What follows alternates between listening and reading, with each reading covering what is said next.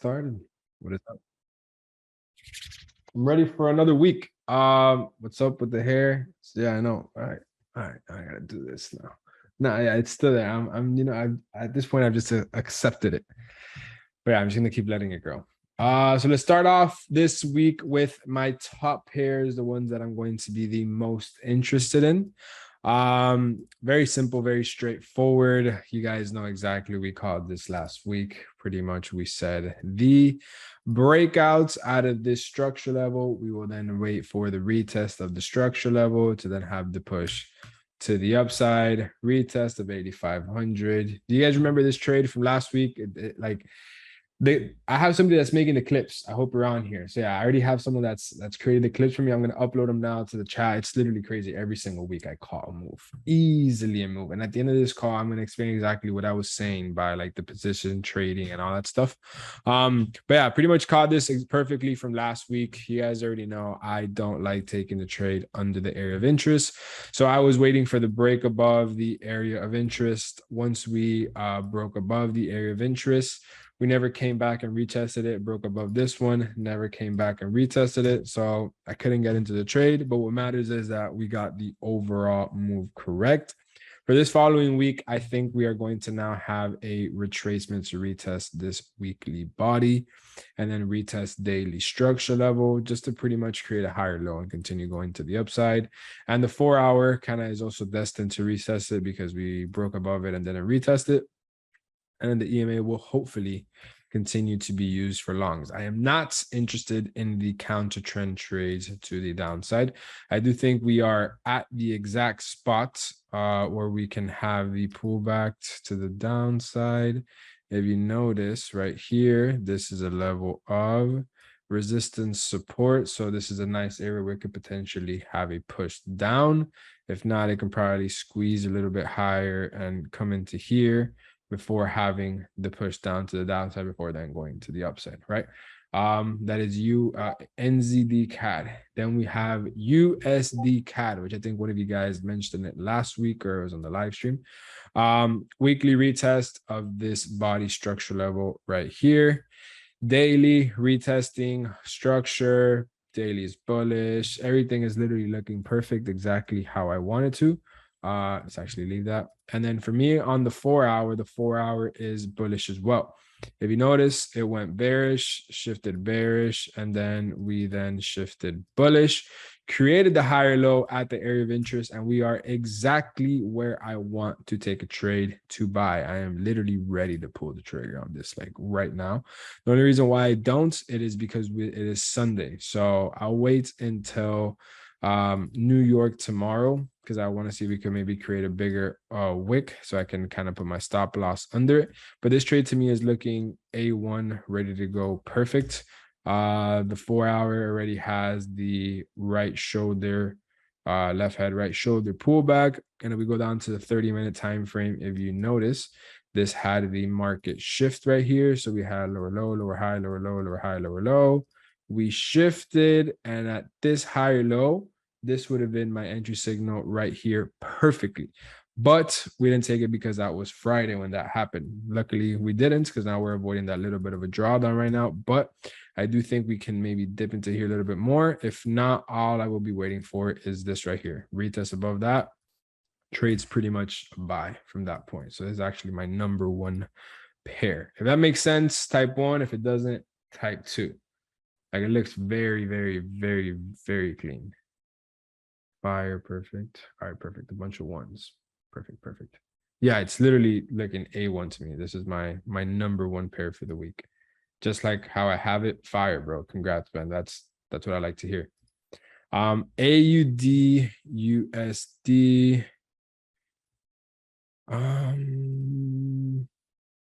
So I mean, yeah, I already analyzed all of these pairs. So I did it earlier before getting on the call. I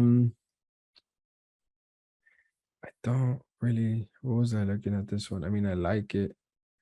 So obviously we're bearish on the weekly. So you could tell the weekly is still bearish. And then we are retesting structure level 1, structure level 2. And we notice the daily lower high is still here.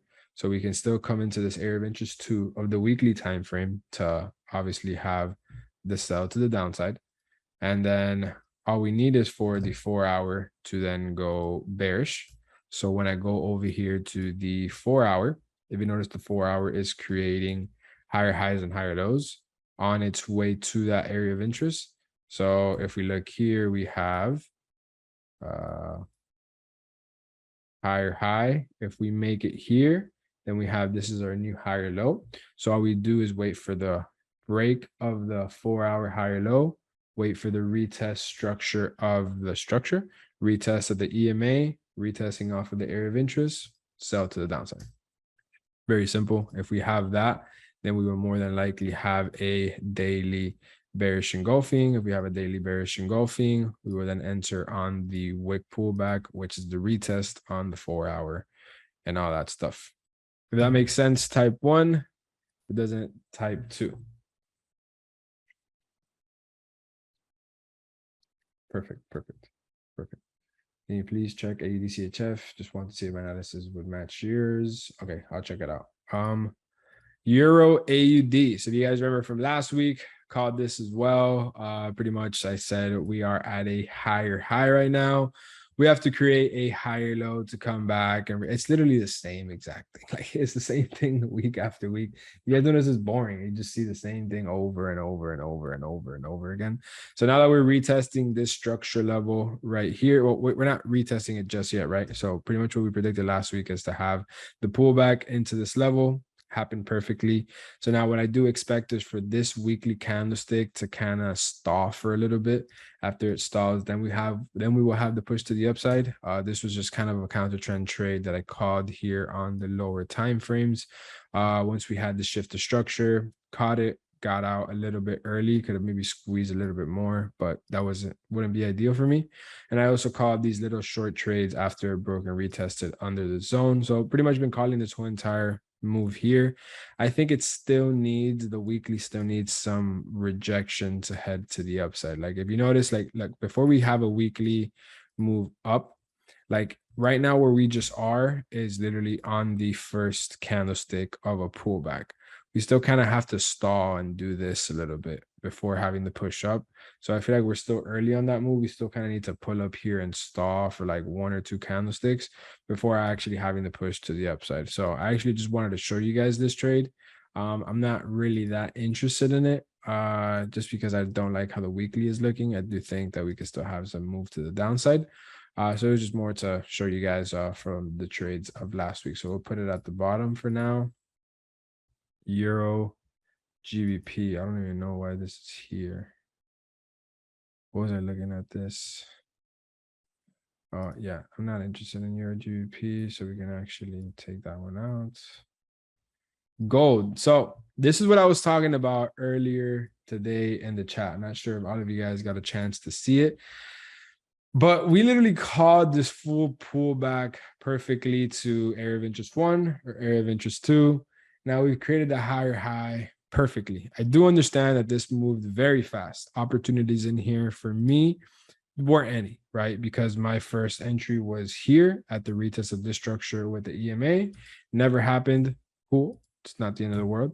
The next entry would have been at the retest of this. Didn't happen. Cool. It did on the lower time frames. You guys know I don't really like gold on the lower time frames. So what I was kind of saying earlier in the chat, and tell me what you guys kind of think about this, right? So like in terms of like a bank or like a institution or like a fund, to my knowledge, is they're just trying to like they just want to get this, right? Like they just want to get this overall or this overall or this overall. And I feel like I literally don't miss when it comes to that. Like I'll get the overall 80% of the time, right? Very rarely does this change, or am I wrong? And when I am wrong, I can kind of just shift my analysis and I get the direction that way. I feel like I've been pretty good at that, at just guessing the direction overall that way. Like it's gonna continue going bullish based off of certain zones. So if I were to be like in a bank, I would just take like a position trade here at this bullish engulfing on the weekly, probably my stop loss somewhere down here. And then I'm telling you right now, gold can make it to, is this all-time highs? This is all-time highs, really? Well, this is not a good example, but I think gold can clearly come back to these all-time highs over here because I'm just going with the majority of the trends. And it's very simple. I think if gold breaks under this structure level here, I think if gold just breaks under the structure level and does something like this, it's going to come to this area of interest 1, 2, and then this area of interest over here, like as my next take profit.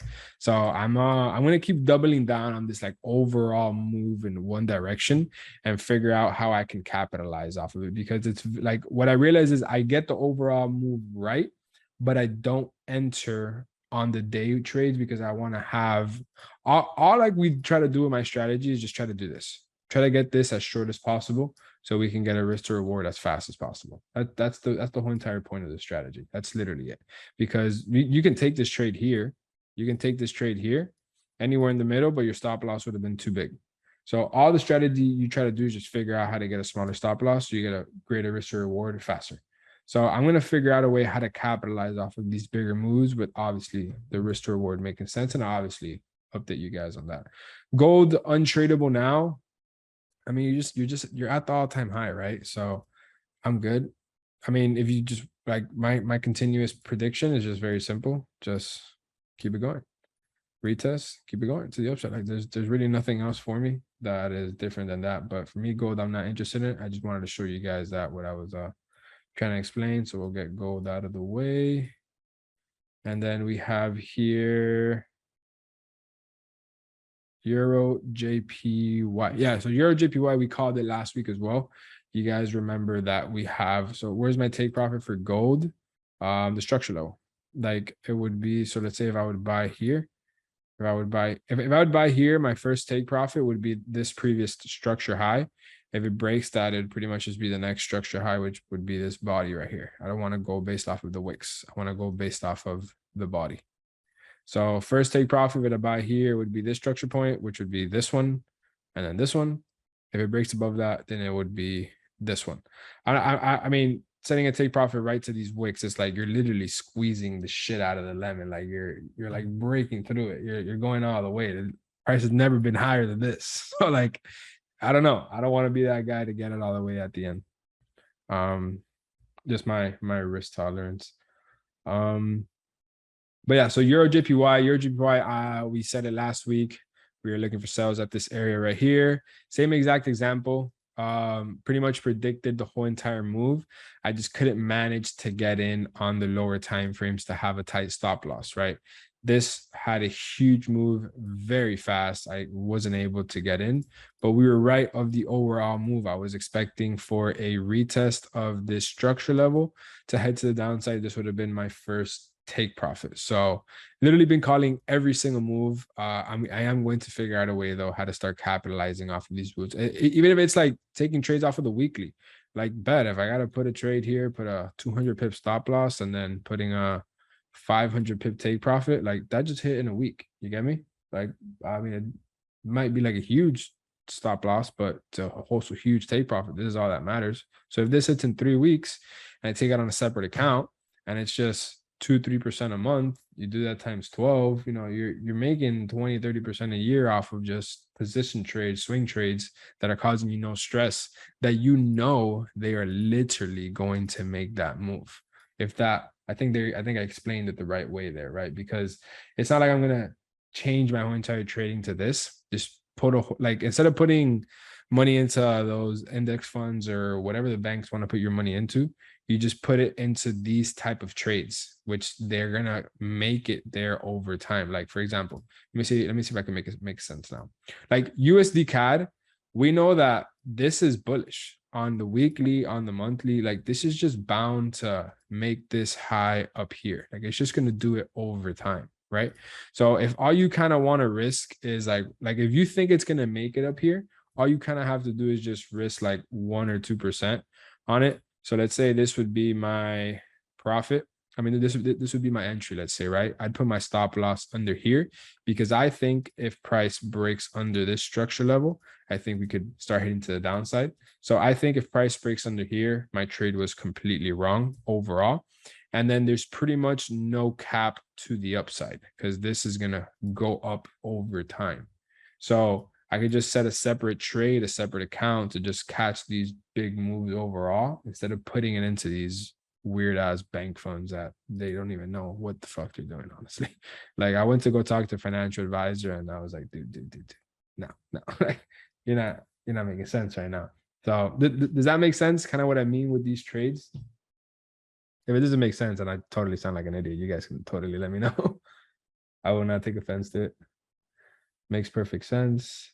So you're basically betting with the higher time frames and catching them on a separate account, same risk. Yeah, exactly. Same risk, just bigger trades.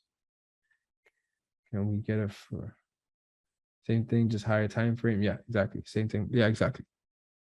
Asking financial advice to a broker advice is like getting a fat personal trainer. Yeah. How much did the banks make? So they told me they can make anywhere in 3 years and on their high risk ones, like I'm talking about like very volatile. In 3 years, they can make anywhere from 7 to 12% in 3 years. So I was just like, that's terrible. That's like what? Like you're averaging like 4% a year. That's a tenth of a percent a month.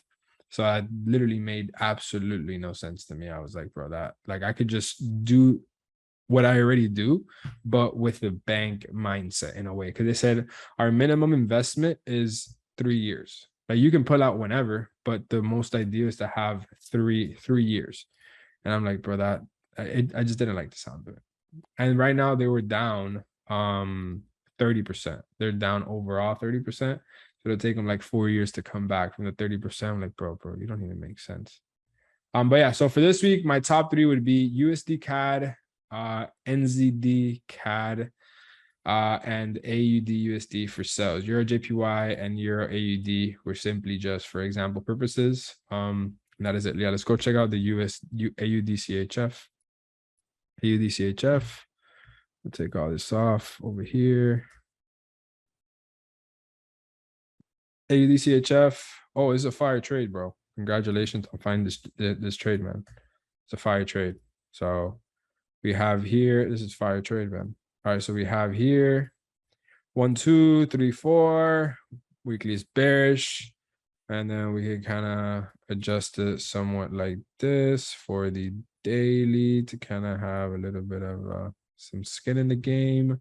Daily is clearly bearish as well.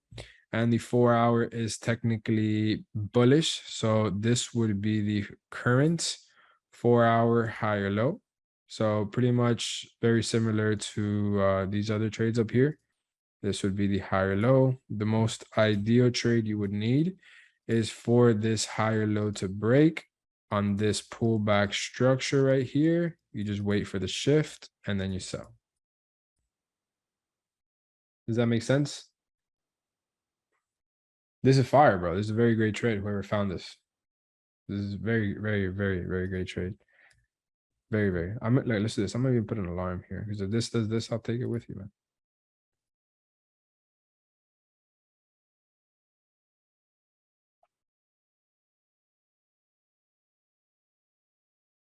Breaking structure. Yeah, I would love that. I would love this move. I mean, I guess the only thing I don't like is like where we're selling into. We're pretty much selling into like the lowest point it's ever been, and this was due to like news and stuff. I remember when this happened.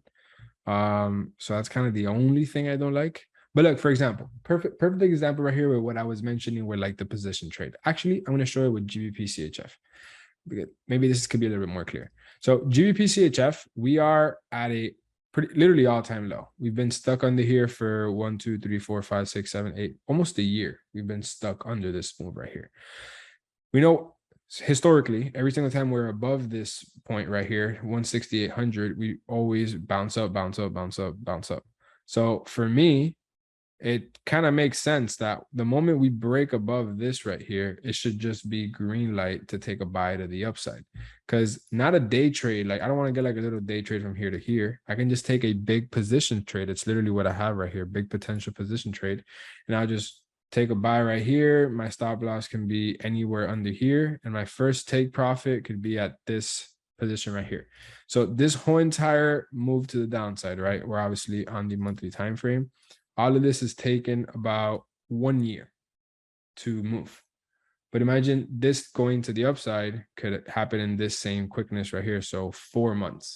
So it's just more of like a longevity thing. It's like a side account that you do. So it just like does passive stuff. But I'm gonna start testing this out and I'll let you guys know how I end up going with it. But yeah, that's pretty much everything that I have for the